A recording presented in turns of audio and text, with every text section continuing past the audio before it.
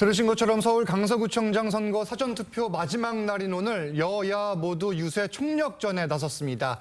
이균용 대법원장 후보자의 임명 동의안이 어제 국회 문턱을 넘지 못하며 사법부 공백 사태도 길어지고 있는데 패널 네 분과 정치권 쟁점들 자세히 짚겠습니다. 네, 최병목 정치평론가, 정미경 전 국민의힘 최고위원, 설주환 민주당 법률위 부위원장, 장현주 민주당 법률위 부위원장 함께합니다. 안녕하세요. 안녕하세요. 네, 안녕하세요. 네, 주제 바로 보시죠.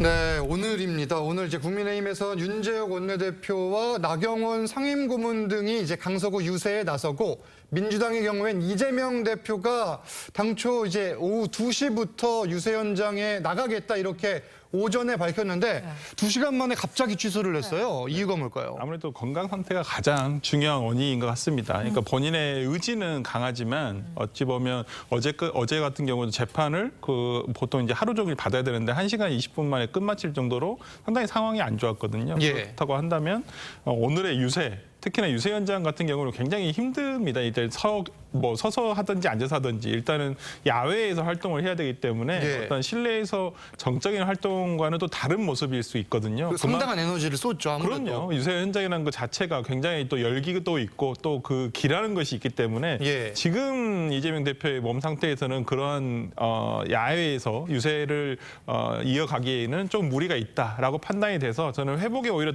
전념을 하고 오히려 지금 이번 주에 오늘 취소를 하는 것이 오히려 다음 주에 본투표 마지막에 한 번이라도 혹시나 모를 나올 수 있는 기회에 예. 나올 수 있지 않을까. 저는 그것 때문에 저는 오늘 취소하신 부분은 상당히 일단 건강을 위해서라도 잘 하신 것 같습니다. 일단 이재명 대표 측에서는 이 대표 본인의 의지는 강하지만 몸 상태, 그러니까 컨디션이 받쳐주지 않는다 이렇게 입장을 보였는데, 사실 어제 오전에는 재판을 받고 오후에는 또 국회로 갔었잖아요.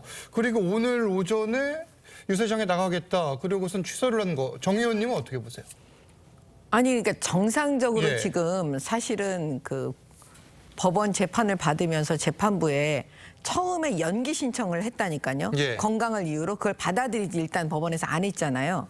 그리고 이제 나갔는데 또 아프다 그러고 사실 나갈 때도 지팡이를 자꾸 나갔잖아요. 그러니까 몸이 굉장히 안 좋은 걸 계속 재판부에 연기하면서 어떻게 하든지 재판을 연기하려고 지금 그런 작전으로 보여지는데, 저희가 볼 때는. 네네. 근데 또 갑자기 택시를 타고 또 국회 가서 그 패스트 트랙 예. 한다고 이제 거기에 갔어요. 그러면 사실은 택시를 잡고 택시를 타고 거기까지 간다라고 하면은 몸 상태가 좋으니까 자기가 택시 타고 움직일 수 있는 거 아니겠습니까?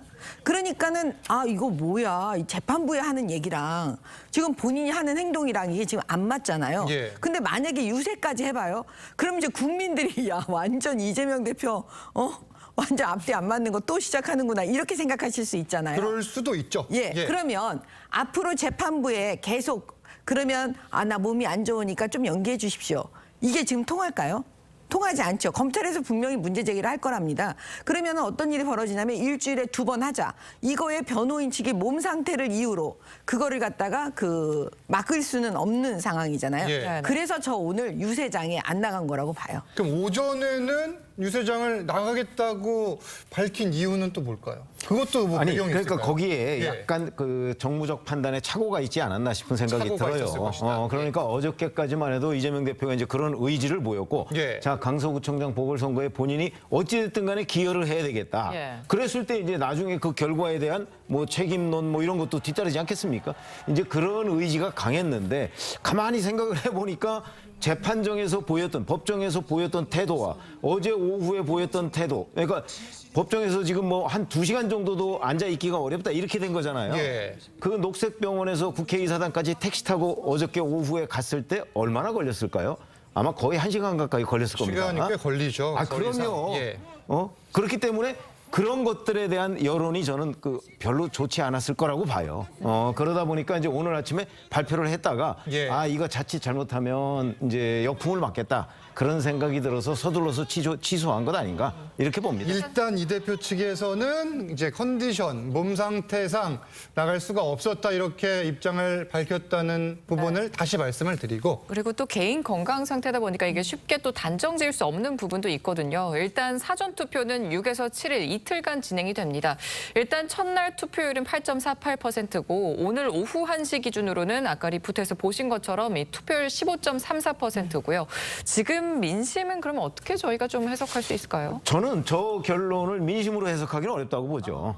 왜 그러냐면 15.34%면 뭐 예를 들어서 100명이라고 그러면 뭐 한 15명 정도 나가서 투표한 그렇죠. 거잖아요. 네네. 이게 어차피 한 40%에 못 미칠 가능성이 있거든요. 전체 예. 투표율이. 그렇게 따진다면 이거는 조직 동원 선거일 가능성이 아주 큽니다. 원래 보궐선거가 대선이나 아니면 일반 지방선거나 총선거 같이 치러지면 이제 그날이 당일이 휴일이고 그렇죠. 그러다 보니까 이제 가서 그 유권자들이 투표를 많이 하게 되는데 이거는 11일 자체가 평일이란 말이죠. 예. 그리고 이제 어제도 평일이고 오늘 뭐 이제 토요일이긴 하지만 네. 이런저런 것들을 다 보면 결국 조직을 총동원한 선거가 되는 것 아니냐. 그러면 저 15.34%라는 오후 1시 현재 예. 저거는 민주당과 국민의힘의 조직의 싸움일 가능성이 전 대단히 높다고 보고요. 서울에서의 경우 그 민주당 조직이 훨씬 더 강합니다. 네. 그게 왜 그러냐면 현역 의원들이 많잖아요. 네. 압도적인 다수가 민주당 현역 의원들이거든요. 그렇죠. 그래서 서울에 있는 국민의힘 그 원외 지역위원장 그쪽 그러니까 원외 당협위원장이죠. 예. 국민의힘은 그렇게 얘기하니까 그 당협위원장들의 조직은 아무래도 민주당에 비해서 취약해요. 예. 그러나 어찌됐든 지금 현재 저 숫자는 조직 동원 그 숫자다 이렇게 보는 게 아마 사실에 근접할 걸로 봅니다. 여야 모두 지금 조직을 얼마나 많이 동원하고 있느냐 그 싸움이 되고 있다 이런 설명인데 민주당에선 정권 심판론과 보궐선거 책임론을 그리고 국민의힘에선 예산 지원 등을 내세우고 있는데 어떤 부분이 다를까요 이번 선거? 사실 이 부분에 대해서는 민주당도 그리고 국민의힘도 지금 전력을 다하고 있는 모습을 보이고 있습니다. 예. 그만큼 내년 총선을 어떻게 보면 가름할 수 있는 또 그런 또 수도권에서 서울 지역에서의 보궐선거이기 때문일 텐데요. 일단 이 선거 자체가 일어나게 된 것, 그러니까 이 보궐선거가 원인을 제공한 분이 지금 다시 그 보궐선거에 출마하고 있다라는 점은 강성 국민들에게 또 시사하는 바가 굉장히 크다고 생각을 합니다. 그렇기 때문에 민주당 입장에서는 이 부분과 맞물려서 정권 심판론을 지금 앞세우고 있고요.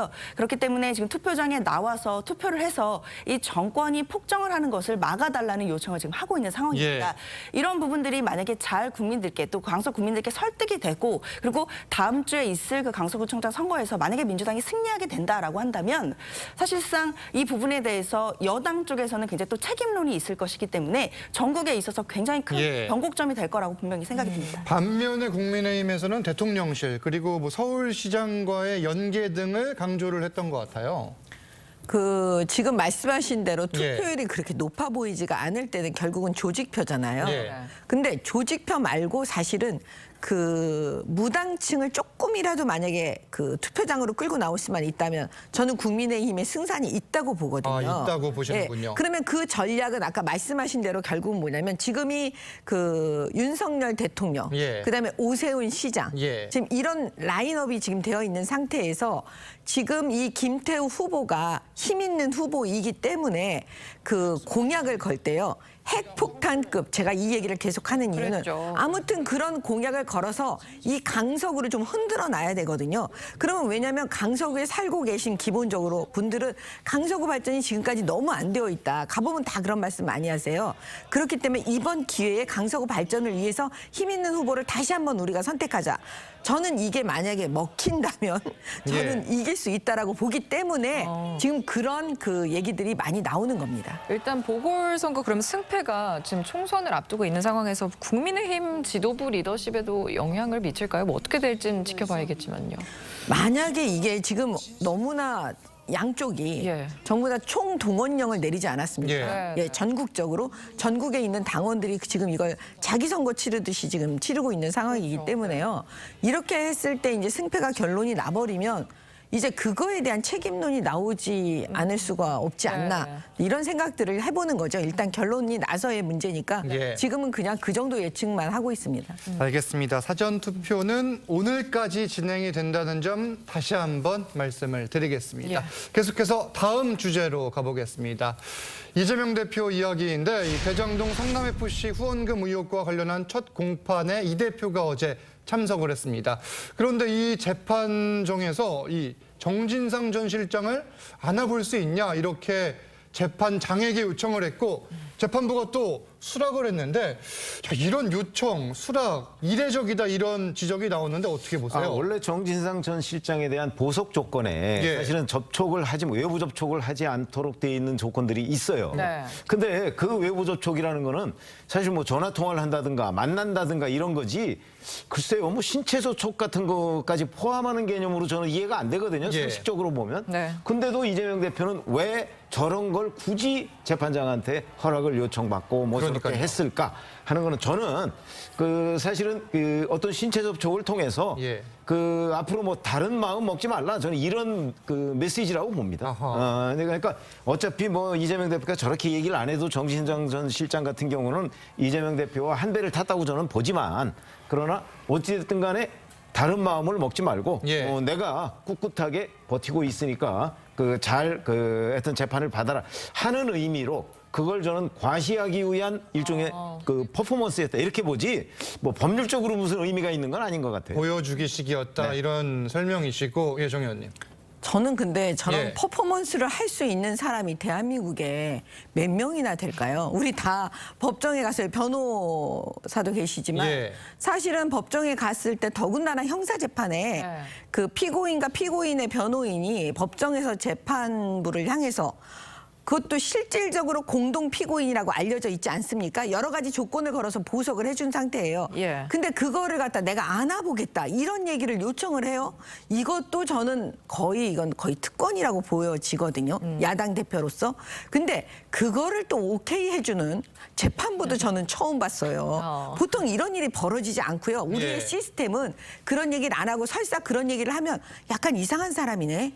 이렇게 재판장이 느끼는 분위기거든요. 쉽게 볼 수 없는 장면은 분위기입니다. 맞아요. 이거는 우리 예. 국민들께서 반드시 저는 아셔야 된다고 봐요. 이런 일이 일상적으로 일어나는 일이 절대 아니거든요. 그럴 때 재판부는 제가 이제 여태까지 재판의 그런 분위기를 보면 아니 변호인은 그런 거 모르십니까? 예. 피고인 모르십니까? 보통의 실질적인 공동 피고인의 경우에 그런 접촉을 한다, 여기서 안아본다 이런 그런 부적절한 얘기는 하지 말아 주십시오. 보통 이래야지 정상적인 상식적인 반응이었는데 예측 가능성이라는 걸 다 지금 깨고 있기 때문에 예. 저는 앞으로 이재명 대표가 보여줄 수 있는 우리 상식을 뛰어넘는 여러 가지 일들이 앞으로 진행되지 않을까 사실 그게 뭐 걱정스럽습니다. 다만 뭐 특별한 대화가 오가거나 그러지는 않았습니다. 예. 일단 그리고 또 퍼포먼스라고 하셨고 재판부가 이걸 또 허용해 주는 것도 이상하다 이렇게 좀 지적을 뭐 해주셨는데 재판의 내용이 아니었기 때문에 그 재판정 내에서 예. 법정 내에서 이루어진 행동이고 뭐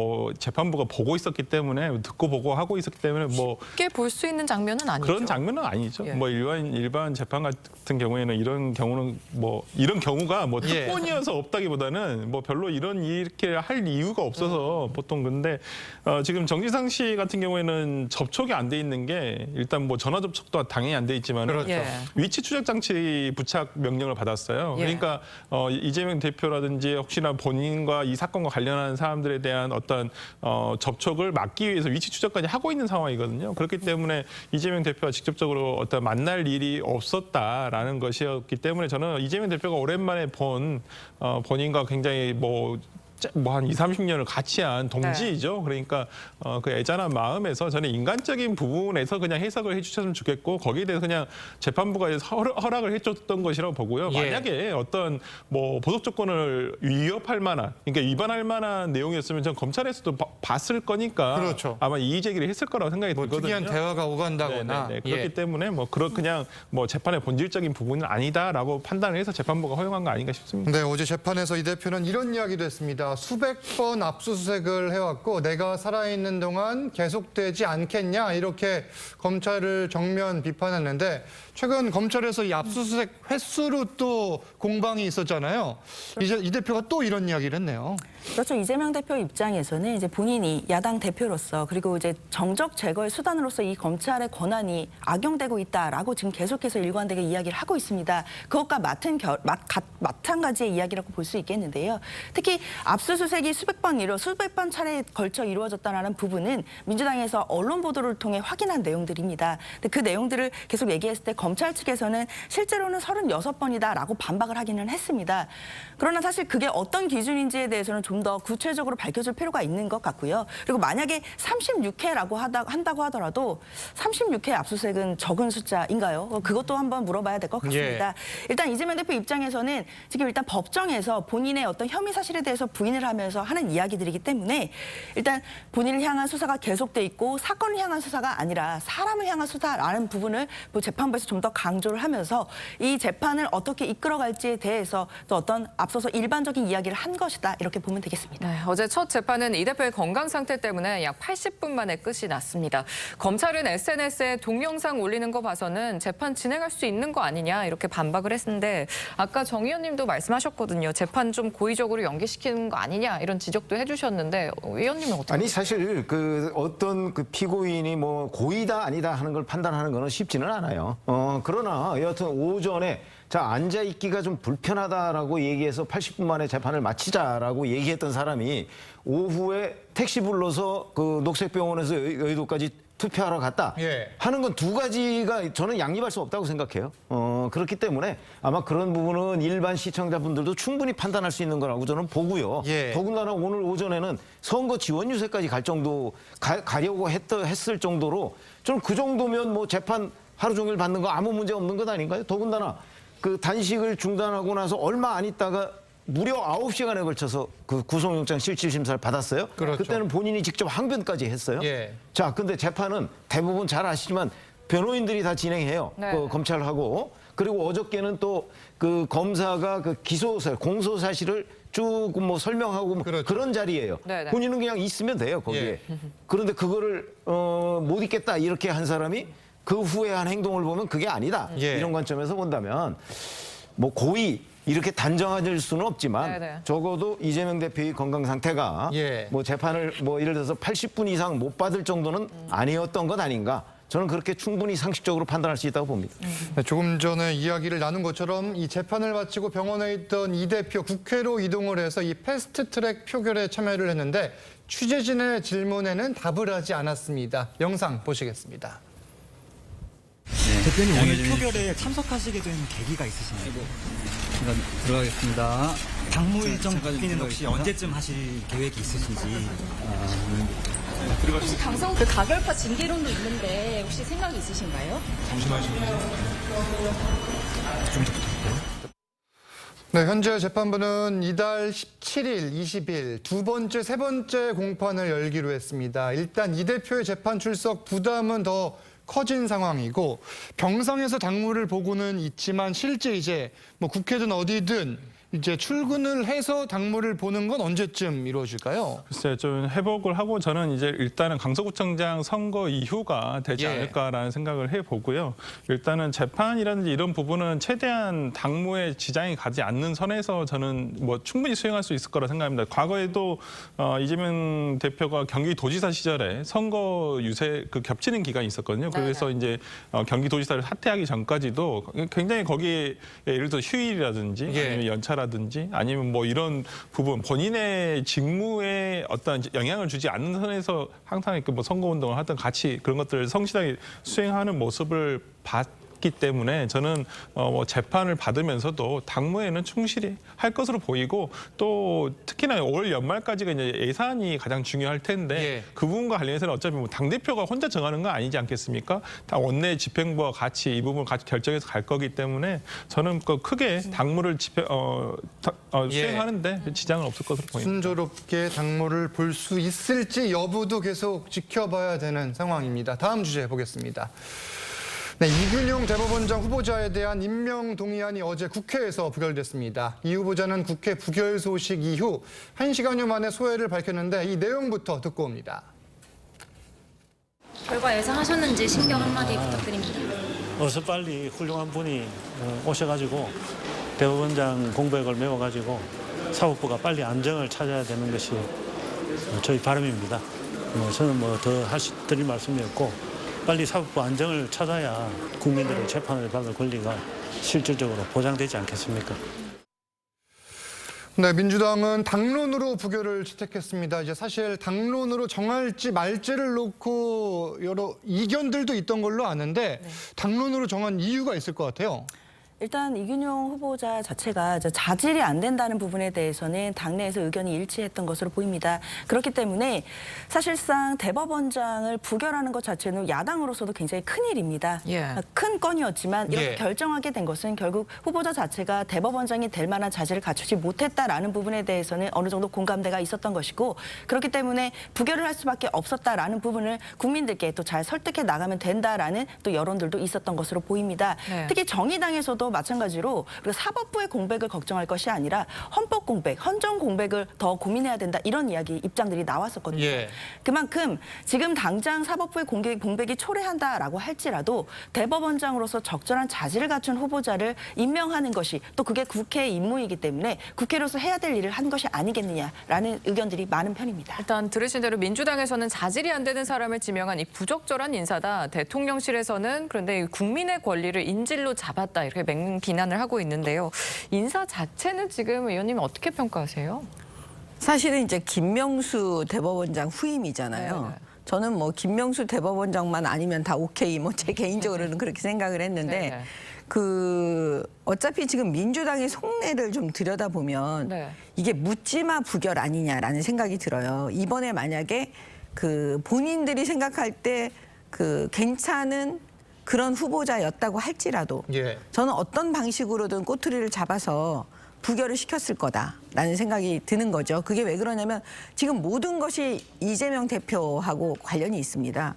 지금 이재명 대표가 계속 재판을 지금 지연시키고 연기시키고 막 이렇게 있는데 이게 여기서 끝나는 게 아니거든요. 지금 김명수 대법원장 체제 하에서 각급 법원장이 다 정해져 있는 거고요. 그다음에 지금 뭐 고등이나 지방법원에 부장판사급도 거의 김명수 체제 하에 그다음에 영장 전담 판사 예. 다 마찬가지입니다. 그러면 이 체제를 계속 끌고 가는 게 이재명 대표로서는 유리하다고 생각하니까 이걸 왜 당론으로 정했겠어요? 보세요. 이제 권한 대행이 나옵니다.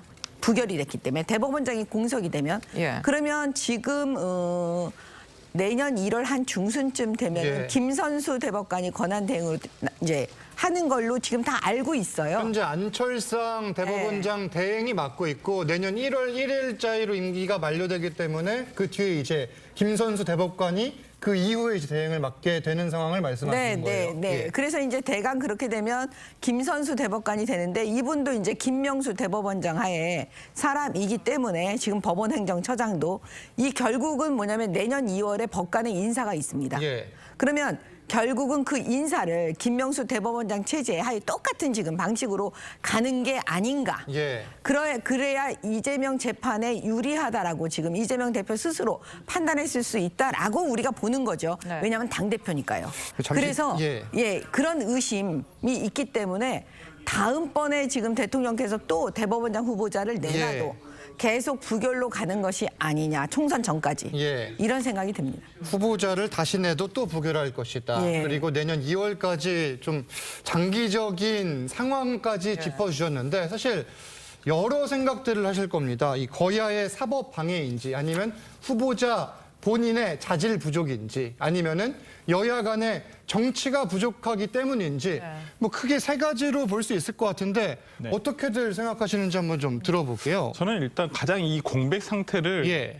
빨리 해결할 수 있는 건 대통령이십니다. 재청권자이신 대통령께서 정말 국민들이 신뢰할 수 있고 그다음에 국민들이 봤을 때도 사법부의 수장으로서 손색이 없다라고 할 만한 후보를 제청하시면 됩니다. 그렇게 해서 국회에서 인사청문회를 통해서 인준을 받으시면 되는 문제예요. 그러니까 뭐 지금 어저께 대통령실에서 내놓은 어떤 내용은 사법공백 상태가 이렇게 길어져서야 되겠느냐라고 하지만 그 사법공백 상태를 가져오신 건 재청권자인 대통령이 하신 거예요. 예. 제가 봤을 때는. 그렇기 때문에 저는 이걸 가장 최소화하기 위한 것은 저는 대통령께서 정말 손색 없는 후보를 제안해 주신다면 인사청문회를 통해서 이번과 같이 예를 들어서 법을 모르는 대법원장 예. 되겠습니까? 저는 안 된다고 보기 때문에 저는 대통령께서 빠른 시일 내에 다시 제청을 해주셨으면 좋겠다 합니다. 민주당은 무조건 부결이 아니었다. 후보자 본인의 자질 부족이었다. 뭐 이런 설명이시고 최평론가님은 지금 상황 어떻게 보세요? 아니 예. 민주당이 이제 자꾸 이균용 대법원장 후보자의 자질을 얘기하고 예. 있는데 네네. 그러면 그동안에 수십 년 동안 판사를 해왔고 대전 고등법원장까지 지금 하고 있는 사람입니다. 예. 자, 그 사람을 자질이 없다고 얘기할 수 있는 사람이 누가 있으며 또 작년 7월에 보면 김명수 대법원장 시절에 대법관 후보를 3명을 대법관 후보 추천위원회에서 압축한 적이 있습니다. 예. 그 안에 포함되어 있습니다. 이균용 후보자. 예. 그러면 도대체 뭘 보고서 그 대법관 후보자 3명으로 압축한 거죠? 물론 그건 김명수 대법원장이 한 건 아니지만 예. 대법관 후보 추천위원회라는 그 위원회가 있습니다. 그렇죠. 거기서 후보자들을 여러 명을 추려서 그중에 3명을 뽑았는데 그 안에 들어가 있습니다. 예. 이균용 후보자가. 근데 그러면 자질이 없다고 그러면 결국 자기들이 잘못 뽑았다는 얘기밖에 안 되는 거잖아요. 추천위원회에서 추천한 사람인데. 추천한 사람인데. 아니 수십 명을 놓고 그중에 3명을 뽑는 자리에 이균용 후보자가 있다니까요. 그런데 그 사람 보고 지금 와서 자질이 없다고 하면 이처럼 황당한 주장이 어디 있습니까? 그러니까 자질이 없다는 부분은 예. 좀 철회하는 게 좋을 것 같고 다만 그러면 이제 여튼 윤석열 대통령이 지명했기 때문에 우리는 동의할 수 없다. 저는 정치적으로 오히려 그런 의미가 정직한 태도이지. 예. 지금 판사 수십 년 하고 자기들도 추천했던 사람을 자질이 없다고 얘기하는 건 어폐가 있다고 봅니다. 일단 대법원장 임명한 부결은 35년 만이거든요. 사법부 수장의 공백 사퇴 지금 현실화되고 있습니다. 재판 지연 이런 좀 문제들도 많을 텐데 앞으로 어떻게 될까요? 그러면 일단 대법원장은요, 그 대법원 전원합의체 재판장 역할도 맡고요, 그 대법관 회의의 의장직을 맡습니다. 네네. 그럼 전원합의체 재판장 역할을 대법원장이 맡기 때문에 당장 이제 전원합의체 재판들이 어떻게 지연될지 이런 부분에 대한 우려가 있는 것은 사실인데요. 그렇죠. 예. 사실 지금 안철상 권한대행의 이야기를 빌어본다면 예전에도 대행체제 하에서 전원합의체 판결을 이룬 적이 있다라는 사실은 있습니다. 그렇기 때문에 그런 사례로 보았을 때 이 부분은 검토를 분명히 해볼 수 있는 것 같고요. 근데 1970년대 후반 일이더라고요, 보니까. 그렇죠. 이제 너무 예. 예전의 일이기 때문에 그렇죠. 그래도 그런 사례가 일단 있다는 것을 참고로 해서 있긴 있다, 일단. 그렇죠. 예. 일단 대법관들의 의견들을 좀 모아봐야 될 것 같습니다. 그래서 검토를 거쳐서 지금 재판 공백이 생기지 않도록 이 부분을 진행해 나갈 수 있는지를 좀 검토해 봐야 될 것 같고요. 법관 인사 같은 경우에도 결국 개별적인 사안에 따라 다르겠지만 얼마나 긴급하냐 또 얼마나 필요하냐 상당성이 있냐에 따라 대법관들과 그리고 대법원장의 권한 대행이 함께 머리를 맞대서 이런 부분들을 해결해 나갈 것으로 보이고요. 예. 그렇지만 결국은 이걸 근본적으로 해결하기 위해서는 아까 서 변호사님 말씀 주신 것처럼 대통령께서 보다 자질이 있는 사람을 빨리 제청을 하셔서 이 부분을 국회에 다시 보내시면 국회에서도 얼마든지 자질 있는 사람이 온다면 인준해서 이 사법부의 공백, 수장 공백 사태를 본질적으로 해결할 수 있는 것이 아닌가 이런 생각이 듭니다. 이게 또 하나 문제가 지금 안철상 민유숙 대법관의 경우에는 내년 1월 초에 임기가 끝나기 때문에 후임 대법관은 사실 대법원장이 제청을 할 수 있잖아요. 네. 권한대행은 제청을 할 수 없는 것으로 현재 헌법상으로는 나와 있는데 지금 시간표를 보면은 대법관도 지금 밀리게 되는 거 아니냐. 근데 예. 법원조직법에 보게 되면 예. 대법원장이 거리를 하거나 직무를 수행할 수 없을 때는 선임 대법관이 그걸 수행한다고 돼 있거든요. 예. 그렇기 때문에 제청권자가 될 수 없다라는 부분은 조금 해석의 여지가 있는 것 같습니다. 대법원장이 네, 제청한다라는 그 문장에 그렇죠. 헌법에- 권한 대행도 포함될 수 있다 이렇게 생각을 하시는군요. 그러니까 지금 헌법에는 대법관 같은 경우는 대법원장이 제청으로 대통령이 임명한다라고 돼 있거든요. 예. 국회 동의를 얻어가지고 그렇다고 한다면 이 부분에 있어서 대법원장이라는 것을 대법원장 권한 대행을 포함할 것인가 아닐 것인가 이 부분은 좀 해석의 여지가 있습니다만은 저는 14인의 대법관 그 중에 예. 한 명이 빠진 지금 대법관이 빠진 13인의 대법관이 그걸 그 중에서 예를 들어 선임 대법관이 이것을 수행하지 못할 수는 없다고 저는 보여요. 충분히 예. 저는 가능하다 보이고 만약에 내년 1월 1일까지 그렇게 되지는 않아야 되겠지만은 예. 만약에 그렇게 퇴임하게 되고 만약에 대법관을 제청해야 된다고 한다면 저는 권한 대행도 충분히 근데 권한 대행의 그 직무 범위에 대해서는 법원조직법에 규정이 없거든요. 그렇죠. 그렇기 때문에 대법관의 역할을 충분히 할 수 있지 않을까 싶습니다. 아직 벌어지지 않은 일이기 때문에 따져보진 않았지만 충분히 해석의 여지가 있는 부분이다 이런 설명인데 그러면은 이제 대통령실의 경우에는 속도를 내서 후임 후보자를 다시 지명을 할지 아니면은 좀 더 숙고를 할지 고민을 할 것 같은데 평론가님은 어떻게 보고 계세요? 지금 일부 언론에 보면 예. 원점에서 재검토한다 이런 이제 대통령실의 그 코멘트가 나와 있습니다. 네. 원점에서 재검토라는 거는 지난번에 이균용 대법원장 후보자를 그 지명할 때 3사람을 검토를 했었거든요. 예. 근데 그 3사람은 그러니까 한꺼번에 다 물리치고 이제 새롭게 인선 작업에 들어간다 이런 걸로 보이는데 예. 글쎄 제가 좀 알아본 바로는 꼭 그런 건 아니고 여하튼 지난번에 했던 분들 중에서도 이제 이균용 후보자를 빼면 뭐 가능할 수 있잖아요. 그렇죠. 근데 이제 지난번에 이제 그 조희대 전 대법관이 있고 한번 예. 대법관을 지냈어요. 예. 그다음에 이종석 그 전 헌법재판관이 있거든요. 근데 지금 또 일부 언론 보도에는 이종석 전 재판관의 경우에는 헌재소장도 곧 지명을 해야 되거든요. 예. 뭐 그쪽으로 내정을 했다고 한다 보면 이제 조희대 전 대법관. 근데 거기는 이제 좀 나이가 좀 있어서 아마 중간에 대법원장 임기 중간에 정년을 맞아요. 70세가 돼서 70세가 정년인데 예, 맞습니다. 지금 현재 66세거든요. 예. 뭐 그런 점이 약간 걸림돌이긴 하지만 검토 대상에 들어 있는 것으로 알고 있고 네. 그 외에 원점에서 재검토한다면 이제 서울고등법원의 부장판사 고참들이 많아요. 그렇죠. 뭐 지금 이름 나오는 사람은 뭐 홍승면, 뭐 강민구, 뭐 여러 사람들이 나오거든요. 예. 이제 그런 사람들 쪽에서도 이제 제3의 인물로 검토를 하고 있다. 뭐 이런 보도들이 나오고 있습니다. 지금 자질 문제지 묻지마 부결은 아니다 아까 말씀을 네. 하셨잖아요. 그러면은 도대체 어떤 인물이 지금 돼야 된다고 그러니까 보시는 뭐 건가요? 방금 말씀해주신 후보군 중에서도 저는 충분히 가능하다고 보고요. 예. 그러니까 물론 예. 인사 검증을 거쳐봐야죠. 우리가 아직까지 인사청문회라든지 인사 검증에 대한 자료라든지 뭐 이근영 후보자 같은 경우에도 과거에 우리가 이런 뭐 재산 증식과 관련한 내용들을 전혀 모르지 않았겠습니까? 그러니까 오히려 그냥 판결 내용으로만 제일 처음에는 우리가 기사화가 됐었어요.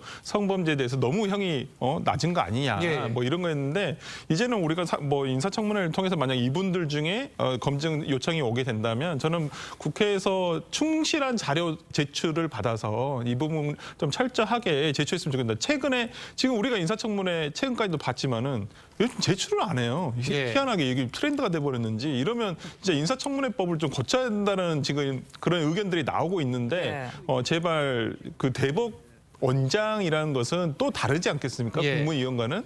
그렇기 때문에 저는 이번에 새로 제청되신 분은 충실하게 법에 따라서 자료 제출을 충실하게 하고 국회에서 이거 충실하게 저는 뭐 검증을 하게 된다면 저는 인물이 괜찮은데 야당이 무조건 정치적인 이유로 부결할 것이다. 그럼 그 역풍을 어떻게 받아들이겠습니까? 예. 내년 총선 얼마 남지 않았어요. 야당으로서도 모험을 할 수 없는 상황입니다. 그렇기 때문에 저는 좋은 후보가 오신다면 국민이 신뢰할 수 있는 후보가 제청된다면 저는 당연히 야당에서도 인준해 줄 거라 봅니다. 당연히 인준해 줄 것이다. 이렇게 이야기를 해주셨는데 정 의원님은 아까 말씀하신 거에서 뭐 덧붙이실 내용 있으십니까? 아니 그 상식적으로 예. 우리 이제 말씀하시는 대로 되면 좋지요. 예. 그렇게 되길 정말 바래요. 네. 근데 지금 이재명 대표가 지금까지 보여준 모습이 지금 이건 안 되는 건데 이렇게 하면 안 되는 건데 이래도 막 하셨잖아요. 예를 들어서 와 구속을 피하기 위해서 막 단식을 하고 이런 거 예를 들면 그런데 지금 지난번에 왜 검수완박 법안도요. 그 알만한 분들은 다 보면 저런 법안은 통과되면 안 되는데 근데 막 통과시키잖아요. 국민들이 아니라고 여론조사에 다 나왔는데도 막 하잖아요. 제가 볼 때는 지금 내년 총선 지금 물론 뭐 그 사이에 여러 가지 일이 벌어지겠지만 이재명 대표가 가장 관심 있는 게 뭘까요? 저는 두 가지라고 봐요.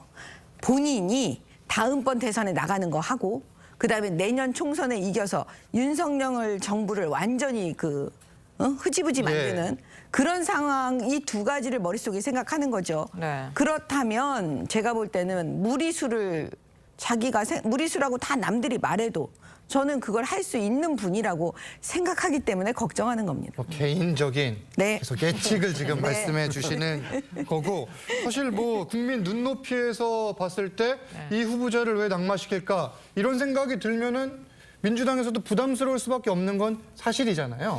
근데 지금까지의 여러 여론조사 결과들을 보면요. 이재명 대표가 이제 저희가 정치부 기자 출신이 봤을 때 이거 저거 굉장히 무리한 수인데? 라고 생각을 했는데 그런 수를 선택을 하는 경우가 많았고 그렇게 했더라도 민주당의 지지율이 크게 떨어지지 않았어요. 저는 이재명 대표가 거기서 상당히 우위안을 삼았다고 생각을 해요. 그런데 앞으로 물론 예를 들어서 두 번째 대법원장 후보자를 지명을 했는데 또 부결을 시킬 경우에는 민주당이 거의 뭐 초토화 상태까지 갈 것이다라는 판단이 들어선다면 못하겠죠.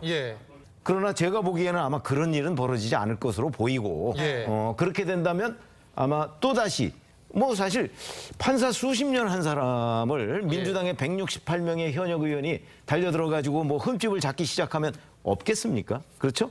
뭐 국민 눈높이 자꾸 얘기를 하시지만 그렇기 때문에 이거는 민주당이 아마 정치적으로 낙마를 목표로 할 것이다. 저는 그렇게 개인적으로 믿고 있습니다. 제가 질문 하나 더 드리면은 그 후보자 표결할 때 오전에 양당 원내대표끼리 만났는데 네. 굉장히 짧은 시간 만에 헤어졌잖아요. 네. 지금 이 대화의 부재, 정치의 부재도 이런 상황에 영향을 미치는 겁니까? 저는 뭐 정치의 부재는 하루 이틀 사이의 문제가 아니고 예. 저 윤석열 대통령 취임한 이후 지금까지의 문제였고 지금 뭐 원내대표 둘이 뭐 이런저런 얘기한다고 해서 이재명 대표의 뜻을 꺾을 수는 없다 이렇게 생각합니다. 알겠습니다. 자, 다음 주제는 인사청문회 내용인데 영상으로 먼저 보시겠습니다.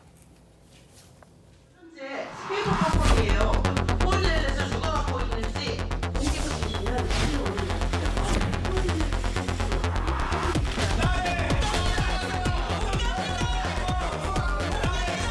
주식 파킹에 대해서 코바나 컨텐츠와의 공생관계를 기반으로 따님의 주식 거래 내역, 현황, 지분 구조 밝혀주시라고요. 너무 심각한 문제예요.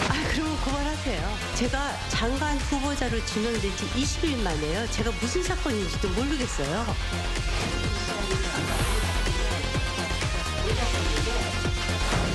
제가 하셔야죠. 아니 제가 후보자님이 하셔야죠. 밭에 대해서 그런 식으로 태도를 유지하시면 본인이 사퇴를 하시던가요. 도저히 이걸 감당을 못 하시겠으면 사퇴를 하시던가요.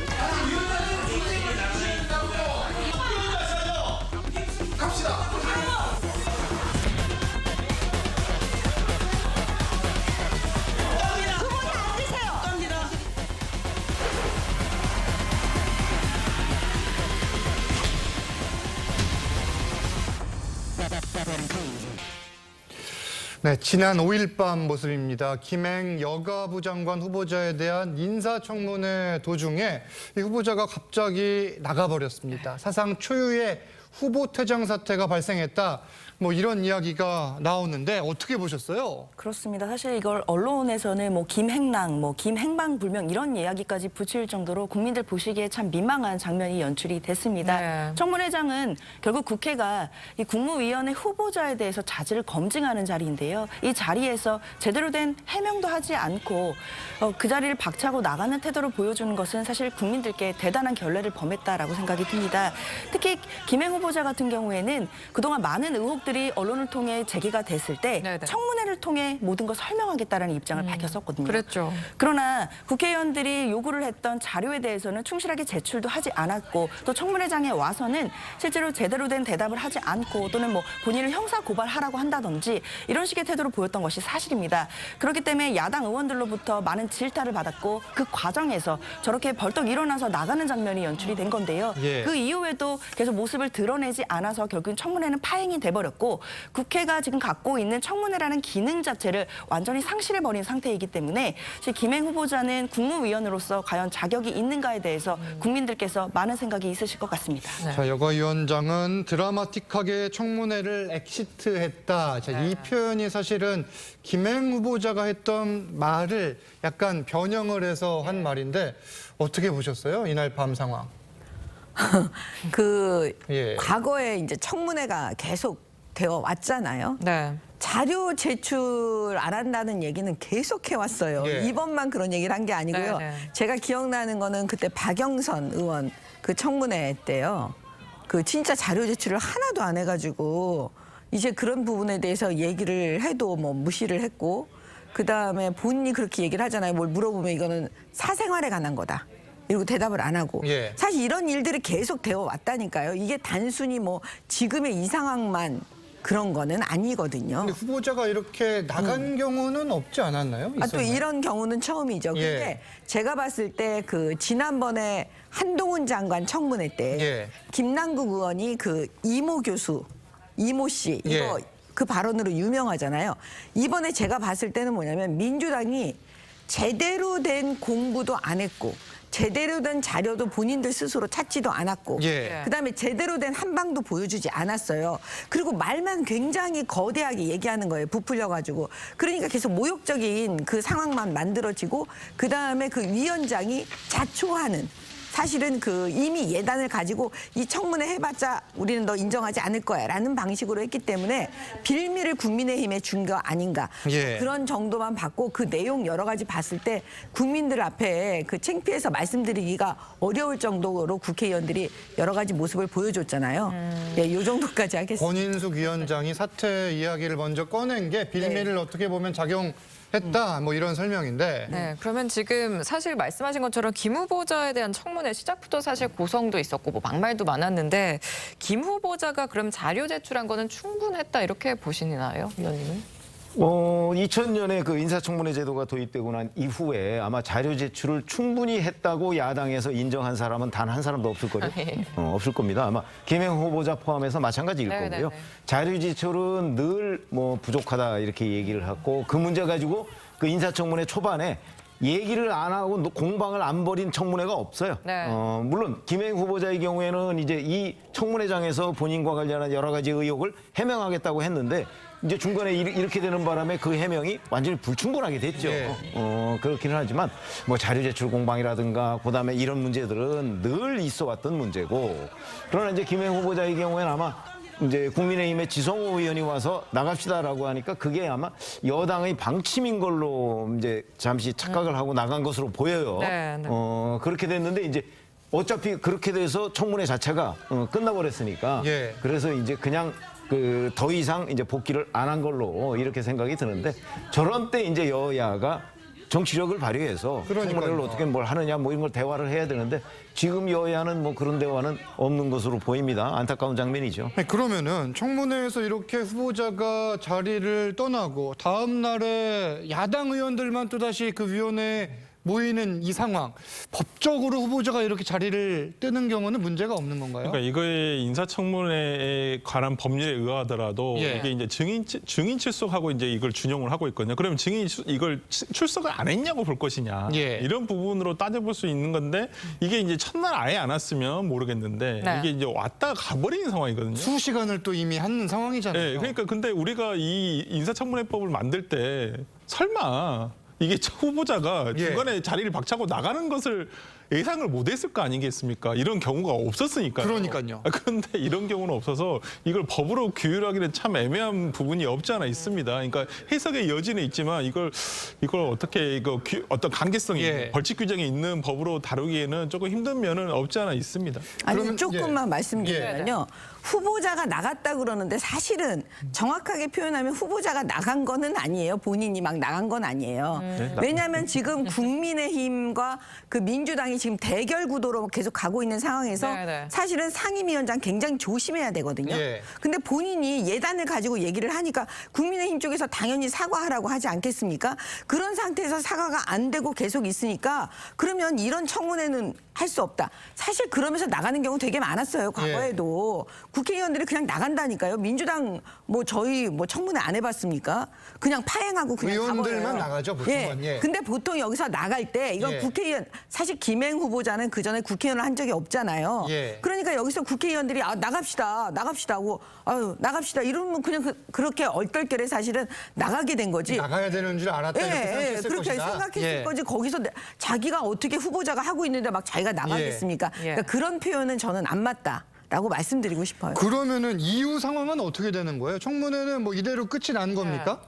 일단 지금으로서는 예. 여야가 다시 협의를 해서 청문회를 개최하거나 할 가능성은 희박해 보입니다. 예. 네네. 그럼 결국에는 이제 윤석열 대통령의 결단만 남은 것으로 보이는데요. 앞서 신원식 후보자나 유인천 후보자 같은 경우에는 이미 다 임명이 되는 상태이기 때문에 오늘 오전에 임명을 했다고 그렇습니다. 밝혔습니다. 그러니까 예. 신원식 후보자, 그러니까 신원식 장관 같은 경우에는 사실 청문회에서 이제 채택이 되지 않았지만 결국에 임명이 강행된 경우이고요. 김행 후보자 같은 경우에도 결국에는 이렇게 청문회가 파행이 되었지만 그럼에도 대통령이 김행 후보자를 임명할 것인지 이 문제만 남은 것 같습니다. 그러나 대통령실에서도 신원식 후보자와 또 예. 유인철 후보자의 경우와는 조금은 다르다라는 기류가 있기 때문에 이 부분에 대해서 고심은 깊어지지 않을까 생각이 듭니다. 김행 후보자에 대해서는 기류가 좀 다를 수 있다. 뭐 이런 이야기인데 아니 어떻게 기본적으로 김행 예. 후보자의 인사청문회가 예. 끝났느냐 예. 이거에 대해서 지금 규정을 못 하잖아요. 그렇죠. 여당에서는 그렇게 돼서 끝난 거다 이렇게 생각할 것이고 예. 야당은 안 끝났다고 지금 판단할 것이기 때문에 여야 간에 간의 대화를 해서 끝났는지 여부가 끝나야 청문 보고서를 채택할 건지 여부도 결정할 거 아니겠습니까? 그렇죠. 네네. 그래야 또 거기서 채택이 안 되면 대통령실에서 재송부를 요청할 거고 예. 재송부가 안 오면 임명할 수 있는 거잖아요. 절차가 남아 있어요. 그러니까 여야 원내대표가 얘기하는 것이 먼저다. 예. 얘기해서 이게 김행 후보자 인사청문회가 끝난 것인지 끝나지 않은 것인지를 먼저 정리를 해야 된다고 봅니다. 그러면서 민심도 볼까요? 아니 민심이야 이제 예. 그런 과정을 보고서 예. 뭐 어느 쪽 손을 들어줄지 뭐 결정하겠죠. 알겠습니다. 정치권 쟁점은 여기까지 짚어보겠습니다. 감사합니다. 감사합니다. 감사합니다.